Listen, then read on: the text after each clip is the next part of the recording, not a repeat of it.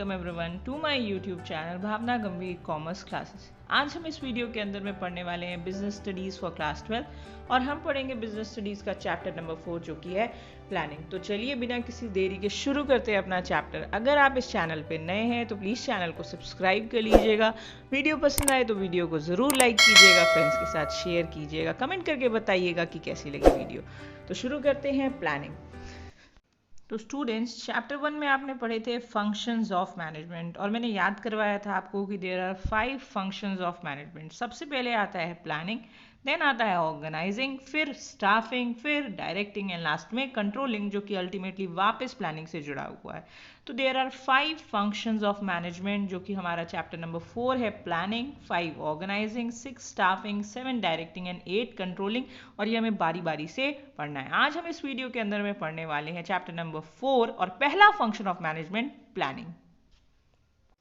तो पहले तो जान लेते हैं कि प्लानिंग क्या है। यहाँ डेफिनेशन है, planning means process of setting objectives for given time period. हम एक गिवन टाइम पीरियड के लिए अपने गोल्स को और ऑब्जेक्टिव को सेट करते हैं एंड फॉर्मुलेट करते हैं various course of action and select करते हैं द बेस्ट अल्टरनेटिव उस गोल को अचीव करने के लिए। ये कहलाता है प्लानिंग।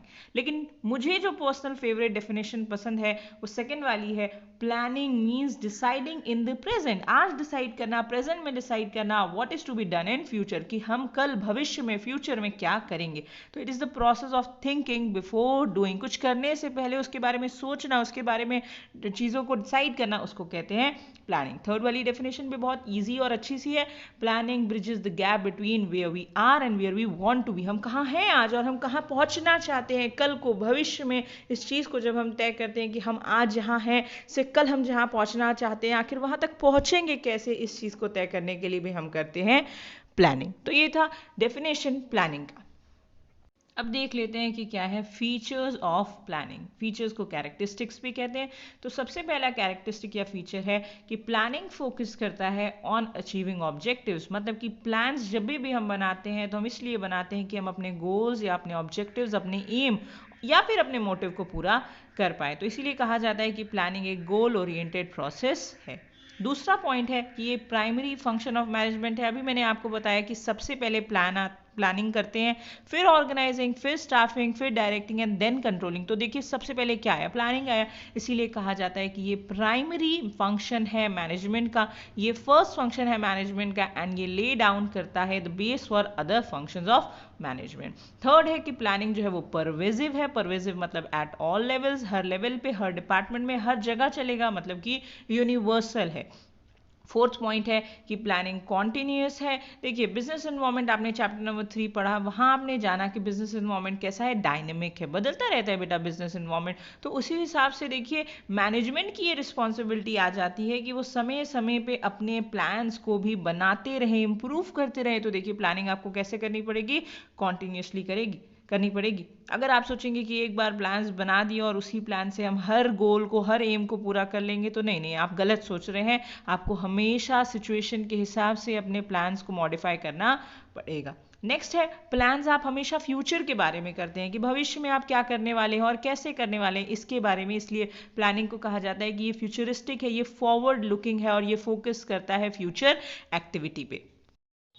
आप कभी भी बीते हुए वक्त के लिए प्लानिंग नहीं कर सकते, आप आने वाले वक्त के लिए ही प्लानिंग कर सकते हैं, याद रखिएगा। तो that is why planning is futuristic in nature. Planning में आपको बहुत सारी डिसीजन मेकिंग करनी होती है। It helps to decide the best possible alternative to achieve goals. आपके लिए क्या किस तरीके से करेंगे तो बेहतर होगा, ये सारी चीज़ें आपको प्लानिंग में डिसाइड करनी पड़ती है। एंड लास्ट है कि प्लानिंग एक मेंटल एक्सरसाइज है, बिकॉज इसमें presence of mind, intelligence and sound judgement की जरूरत है। तो आई होप आपको समझ में आ गए होंगे features, that is characteristics of planning. बहुत इंपॉर्टेंट है ये 3 to 4 मार्क्स के लिए। नेक्स्ट हमारा टॉपिक है इंपॉर्टेंस ऑफ प्लानिंग। क्यों इंपॉर्टेंट है, क्या रोल है प्लानिंग का। तो सबसे पहले देखिए, प्लानिंग प्रोवाइड करता है डायरेक्शंस। जब हम प्लान्स बनाते हैं तो हमें पता होता है कि किन डायरेक्शंस को फॉलो करके हमें अपने गोल्स या एम्स को अचीव करना है, हमें रास्ता मिल जाता है थ्रू प्लानिंग। सेकेंड पॉइंट है कि प्लानिंग रिड्यूस करता है रिस्क ऑफ अनसर्टेनिटी। अब हमें पता ही है, 11 से ही पता है कि बिजनेस के अंदर में क्या है, रिस्क है, अनसर्टेनिटी है, चीज़ें तय नहीं है। काफ़ी ज़्यादा रिस्क है, लॉस हो सकता है, हम उसको अवॉइड नहीं कर सकते हैं, लेकिन हम उसको रिड्यूस कर सकते हैं अगर हम प्लानिंग करें, और अच्छे से प्लानिंग करके हम बड़े से बड़े रिस्क को रिड्यूस कर सकते हैं। थर्ड पॉइंट है कि प्लानिंग रिड्यूस करता है risk of overlapping and wasteful activities. जब हम प्लान करते हैं तो हमें पता होता है कि कौन सा वर्कर या कौन सा मैनेजर क्या काम करेगा, तो रिसोर्सेज का जो वेस्टेज है वो भी कम हो जाता है, रिसोर्सेज का प्रॉपर यूटिलाइजेशन होने लगता है, ओवरलैपिंग ऑफ एक्टिविटीज़ नहीं होती है। फोर्थ पॉइंट है प्लानिंग प्रमोट करता है इनोवेटिव आइडियाज़ को। थ्रू प्लानिंग हम वेरियस इनोवेटिव आइडियाज़ को डेवलप करते हैं जो हमारे बिजनेस को और ग्रो करने में हेल्प करते हैं। देन फिफ्थ पॉइंट है कि प्लानिंग हेल्प करता है इन डिसीजन मेकिंग।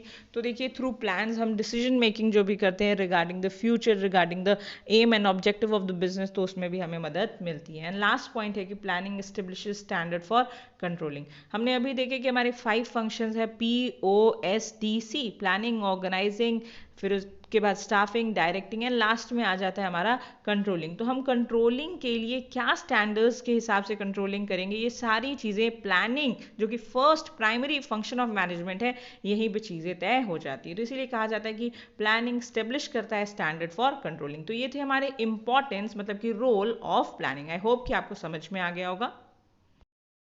तो चलिए देखते हैं अपना नेक्स्ट टॉपिक जो कि है लिमिटेशंस ऑफ प्लानिंग। तो हमारे पास 2 तरीके की लिमिटेशंस हैं।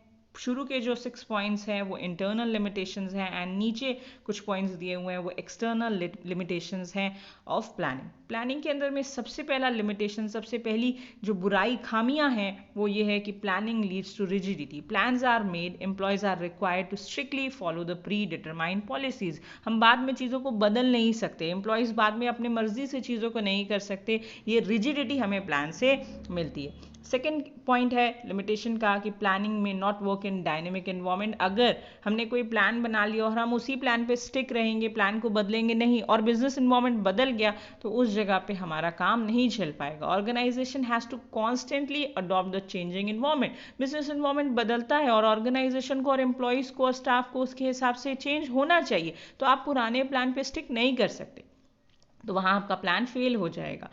थर्ड पॉइंट है प्लानिंग रिड्यूस करता है creativity. Planning is done by the top level management. तो टॉप लेवल मैनेजर्स जो हैं वही सिर्फ प्लान्स बनाते हैं, एंड बाकी रेस्ट ऑफ द मेंबर्स सिर्फ उस प्लान्स को फॉलो करते हैं स्ट्रिक्टली।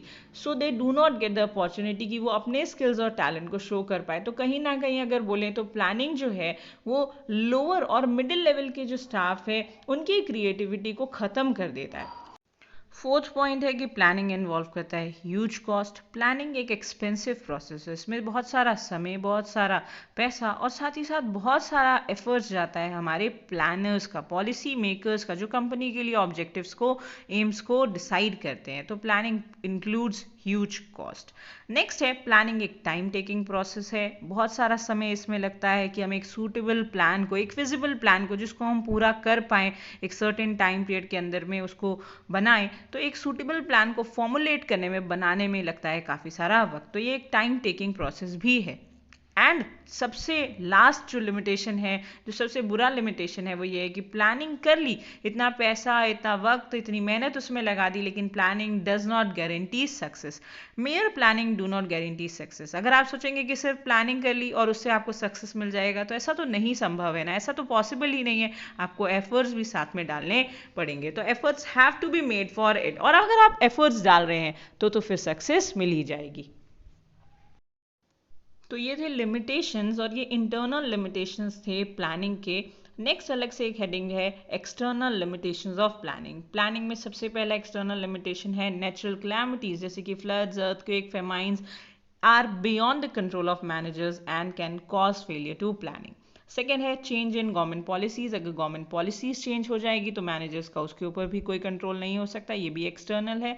नेक्स्ट है स्ट्रैटेजीज ऑफ कॉम्पिटिटर्स। मार्केट में हमारे बाकी कॉम्पिटिटर्स क्या कर रहे हैं उसका भी हमारे बिजनेस के ऊपर पूरा पूरा प्रभाव, असर पड़ता है। Sometimes the policies and strategies of competitors might lead to the failure of plans. Next है टेक्नोलॉजिकल चेंजेस, इससे रिड्यूस हो जाते हैं इफेक्टिवनेस ऑफ प्लानिंग। अगर मार्केट के अंदर में या वर्ल्ड के अंदर में टेक्नोलॉजी में चेंजेस हो रहे हैं तो उसका भी हमारे बिजनेस के ऊपर प्रभाव पड़ता है। एंड लास्ट है change in fashion, taste etcetera, it may also affect the sales forecast of the firm. तो ये सारी चीज़ें थी जो एक्सटर्नल लिमिटेशंस ऑफ प्लानिंग में आती है। आई होप आपको समझ में आ गया होगा।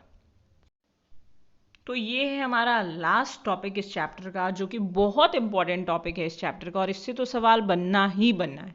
तो ये स्टेप्स ऑफ प्लानिंग प्रोसेस। सबसे पहले हमें देखना है कि कितने स्टेप्स है, 7 स्टेप्स हैं, और ये आपको इसी सीक्वेंस में लर्न करने हैं, आपको इसी सीक्वेंस में समझने हैं। सबसे पहले प्लानिंग के अंदर में किया जाता है setting objectives, means to identify and set the objective of organisation. Second है उसी के हिसाब से developing premises, means to decide the future course of action, क्या करेंगे कब करेंगे, विच इज़ अनसर्टेन, जो कि फ्यूचर में चीज़ें तय नहीं होती हैं तो उसको तय करेंगे। So managers have to make assumptions about the future and उसी हिसाब से हम प्लान्स को बनाएंगे, और इसको कहते हैं प्रेमाइसिस। नेक्स्ट है आइडेंटिफाई करना alternative course of action. The next step is to determine कि क्या क्या अल्टरनेटिव कोर्स ऑफ एक्शन हो सकते हैं, उसको आइडेंटिफाई करना।